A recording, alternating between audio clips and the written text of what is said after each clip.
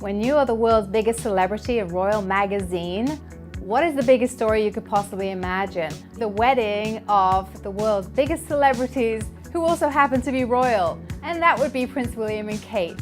And that's where I was on April 29th, 2011. And it was the best day of my working life ever. As for the big day itself, I mean, come on. The guests, the hats, the dress. It was mind-blowing, and for us to be there on the grounds of the palace, watching it all unfold was such an incredible experience. One of the things that's been really fun and kind of interesting to realize at this time at Hello has been how the royal families of Europe are really interconnected with one another. You really see it during royal weddings, which besides all the pageantry and the gowns and the crowns, you find out that, the Crown Princess of Sweden is really good friends with, the Princess from Norway. Another place where you really see this is at the christenings. This generation's royals have had quite a few babies in the last couple of years, and they are all each other's godparents. Which is really kind of neat to see too. And it's a really neat perspective that you see on this super unique group of people. So my favorite moment from the last 10 years was a royal moment. It was most definitely the birth of Prince George back in 2013. It was just one of those moments that I don't think I'll ever forget. Little George gave a wave to the crowd, and it was just a really special family moment and a really special historical moment, and I think it ushered in a new generation of royals. It's the Queen's, great-grandchildren that are the future of the monarchy. It was actually very fun to be at Hello in the fall of 2014 because in the space of a couple of months we had two of the most amazing wedding exclusives out there. First, the wedding of Brad and Angelina, and then we had the wedding of George and Amal Clooney. And one story I didn't like doing was just earlier this year, I had to write the obituary of Prince, which was especially upsetting because just about a month earlier I had gone to his concert in Toronto and been completely blown away. Like, I had probably not stopped talking about it. We had resolved after seeing it, every time Prince comes to Toronto, we're gonna go see it, we're gonna bring our kids. He's like Mozart, you can't miss it. And then to learn, that he had died was so upsetting. One of my favorite moments from the last 10 years was when Beyonce surprised us with her self-titled album.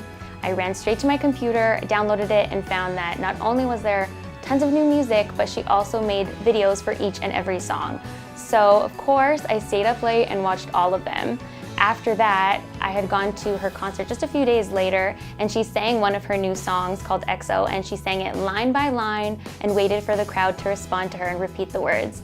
It was a really cool moment because it felt like she was sharing new music with us, she wanted us to learn the lyrics, and she was doing it all on her own terms.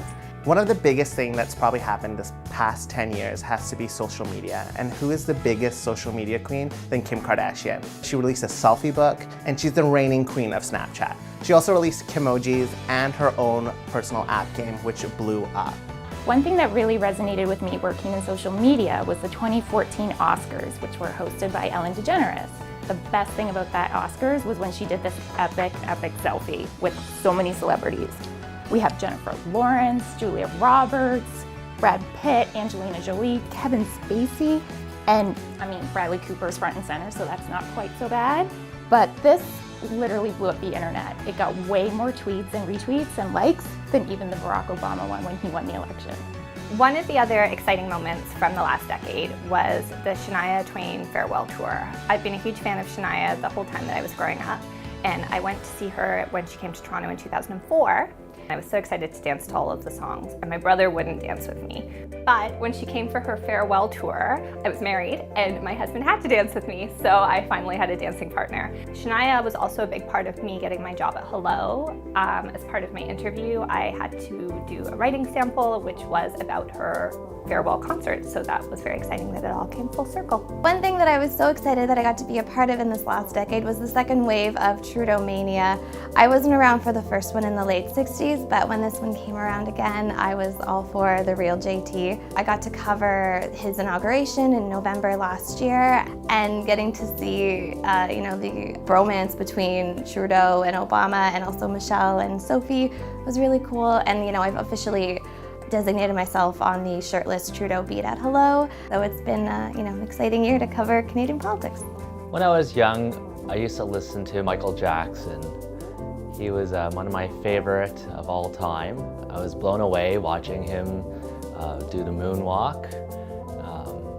So he was a big influence in all the music that I actually listen to today.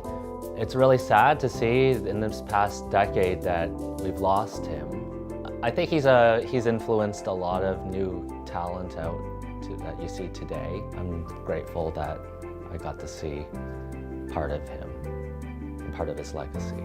Another phone call that kind of rocked my world was from Avril Lavigne's publicist. She called me up and she said, we have a really big story for you and we really want to share it with Hello. It's a secret, you mustn't tell anybody right now, but Avril is engaged to Chad Kroeger, the lead singer of Nickelback. And we had the pleasure and privilege of sitting down exclusively with Avril and Chad and breaking the news of their engagement. And then we were lucky enough to follow it up with Avril and Chad's wedding.